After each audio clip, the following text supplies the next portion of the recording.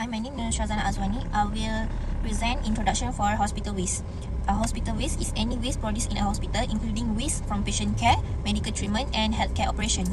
And hospital waste generate during healthcare activities. It includes general waste and hazardous waste such as infectious materials, sharps, chemical, and pharmaceuticals. And proper waste management prevent infection, protect the environment, and ensure workplace safety. Effective segregation and disposal are essential for maintaining public health and regulatory compliance.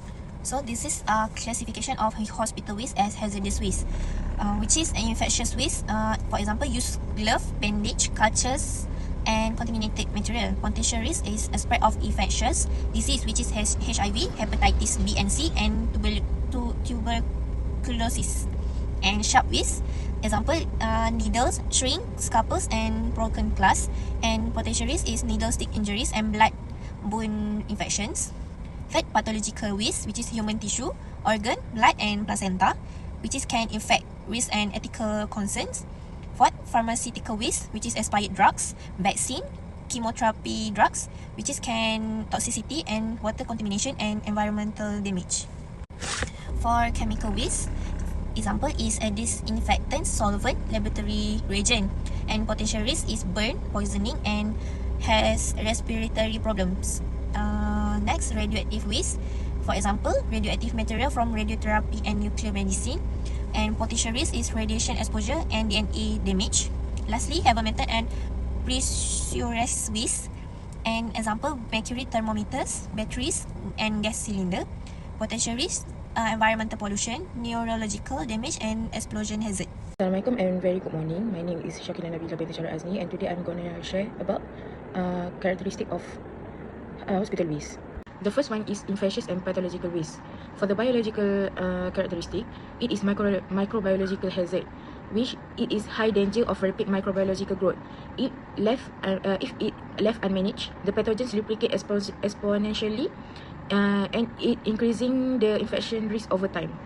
And second, about chemical characteristic, which pathogen concentration that contains high concentration of active pathogens like virus and bacteria. And about physical characteristic, high moisture content, composed of organic material like blood, tissue, organs, prone to quick deterioration and decay. Second one is sharp waste. For the biological waste, it is direct vector risk, which is it can act a physical vector for blood-borne disease like HIV and HBV via skin penetration. The second one, for the chemical characteristic, it is contamination, which is frequently coated or covered with hazard metallic and chemical residue. One for the physical characteristic, which is physical penetration hazard. It is rigid, sharp, and shattered item that capable of puncturing standard waste bags such as needles, scalpels, and glass. The next is pharmaceutical waste. The first one is for biological characteristic is low direct infection risk, which is it present low direct microbiology danger to handles. The second one is for biological characteristic is resistant traits, which is promotes environmental gene mutation, helping environmental germs become resistant to antibiotic. The chemical characteristic, it is about chemical stability. It contains highly stable chemical compound, including genotoxic or cytotoxic substance. Many modern pharmaceuticals are engineered to be highly stable, so they don't break down inside the human body before doing their job. Unfortunately, this means they don't break down easily in environmental either. For the physical form, it diverse physical states including liquid, vials, pills, capsule, and waste vaccination. For chemical and heavy metal waste, for the biological characteristic, which is bio-barrier disruption. The chemical spill can directly break down protective biological barriers. The chemical characteristic, which is bacteriostic nature, which is it means generally stop bacterial reproduction rather than killing them outright. It is common misconception that pouring industrial chemical or disinfect down the drain simply kills all the germs.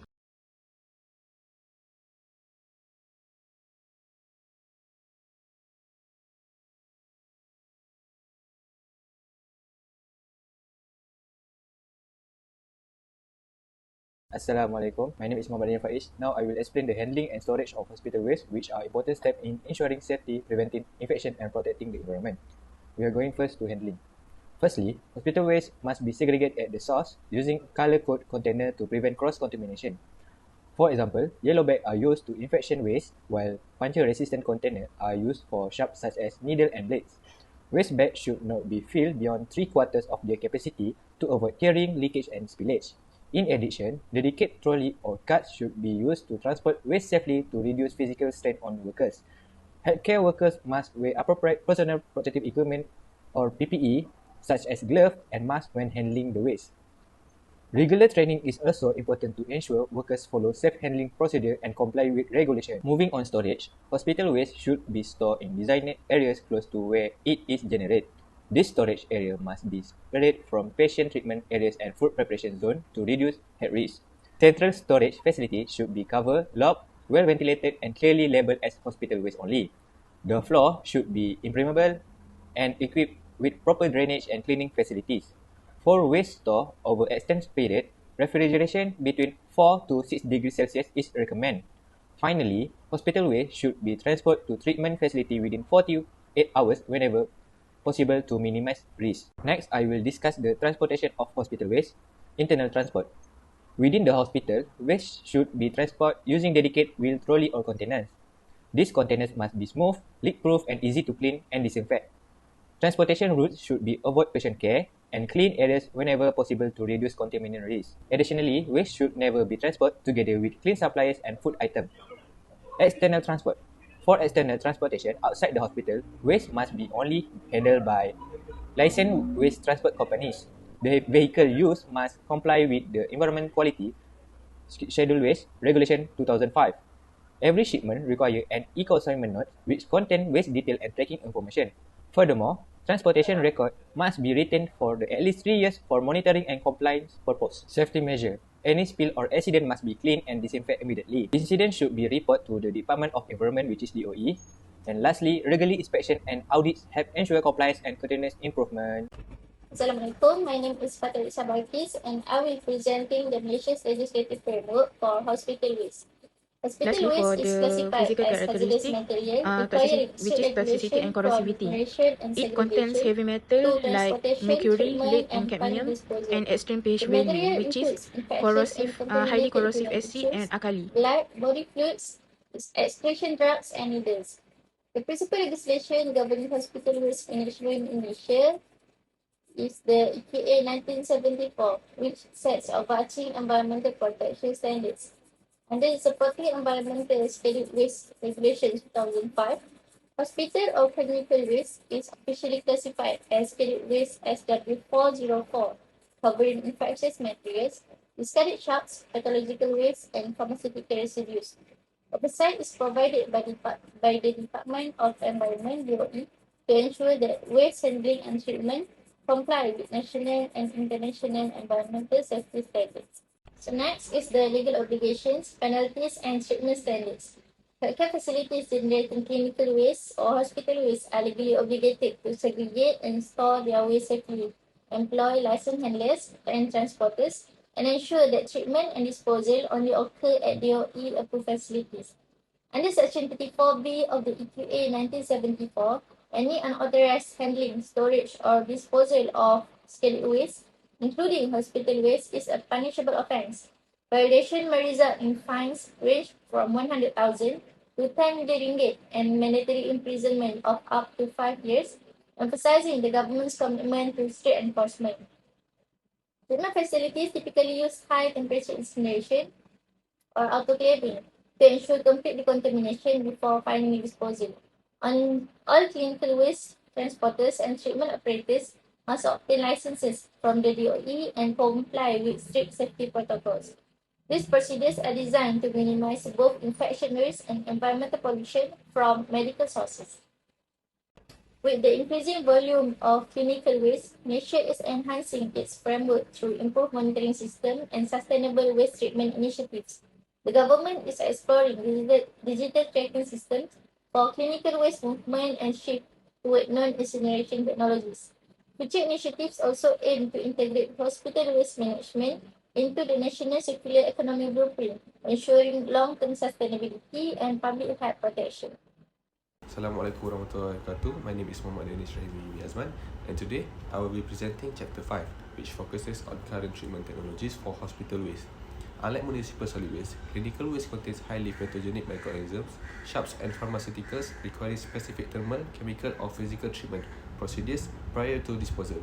Therefore, the main goal of hospital waste treatment is to completely eliminate pathogenic microorganisms and shrink the volume of waste to protect the environment and human health. Let's look at the first major technology, high temperature incineration. Currently, incineration continues to be the most common and efficient process used to treat highly contaminated clinical waste, anatomical specimens and toxic pharmaceuticals. This biotic or thermal process uses a high temperature from 850 to 1100 degrees Celsius to completely burn hazardous organic materials and reduce the volume of waste by up to 90%, while conventional incineration is a highly effective method of achieving 100% pathogen destruction. This process is environmentally controversial. The incineration of medical plastics, specifically PVC, used in IV bags and tubing, can release harmful compounds including dioxins, furans, and lead-rich bottle ash.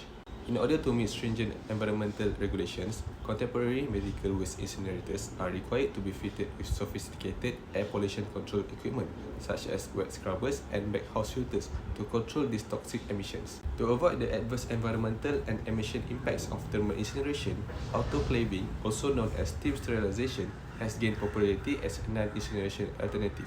Autoclaving involves the use of saturated steam at high pressure to denature the structural proteins of microorganisms, thus eliminating biohazards. After the steam treatment, the sterilized waste is often mechanically shredded to make waste items unrecognizable, unusable, and safe for disposal in regular sanitary landfills. However, it is inherently limited in the management of anatomical waste, volatile organic compounds, and chemotherapeutic drugs, since the low temperature process does not destroy chemical residues. Alternative technologies such as microwave and chemical deacidification are also being increasingly used in the management of medical waste. Microwave irradiation involves using high-frequency electromagnetic waves to heat the internal moisture of the waste, causing severe stress and death of localized pathogens. On the other hand, chemical disinfection refers to the use of strong industrial disinfectants such as sodium hypochlorite to kill infectious pathogens and is mainly applied for liquid biomedical waste such as blood or laboratory wastewaters. These new technologies are typically more energy efficient and emit fewer harmful gases than incineration, but their use is often limited by high equipment costs and particular maintenance considerations. Assalamualaikum and hi, my name is Ahmad Danish bin Ahmad Zaidee, and I will continue on conclusion and recommendation. So first, for conclusion, when we look at numbers such as 75% to 95% of hospital waste is actually non-hazardous. It's just a regular trash, but for the remaining 10% to 25% that demands our attention, it is because this 10% to 25% is mismanaged, because this fraction poses several biological and chemical risks. To manage this, Malaysia used a strict legal framework under the Environmental Quality Act, categorizing clinical waste as a code SW404. This ensures every gram is strictly tracked. Currently, we rely on a high temperature incineration to kill pathogens. However, we are at a turning point, so we must transition to a non-incineration methods to eliminate secondary air pollutants like toxic dioxins. To conclude, the key is a flawless cradle-to-grave system. This system is a strict segregation at the ward. It's secure storage and licensed transport and DOE approved disposal. Doing this isn't just a legal checkbox, but it is our vital line of defense to prevent disease outbreaks and protect our environment. Next, for recommendation on how to improve our system. First, we need to upgrade our technology. We should replace old incinerators with modern non-incineration facilities like microwave irradiation or high-pressure steam sterilization. This will kill pathogens without releasing toxic fumes from medical plastics. Second, we must go fully digital. By scaling up a real-time digital tracking and e-consignment notes, we can monitor every single kilogram of waste from the hospital ward all the way to the disposal sites. Thirdly, human resources are critical. So, we recommend a mandatory regular training for all hospital staff. The core focus must be sources segregation, ensuring a regular trash doesn't mix with hazardous waste, which heavily inflates treatment costs. Fourth, we need to embrace the circular economy in line with Malaysia's National Circular Economy Blueprint.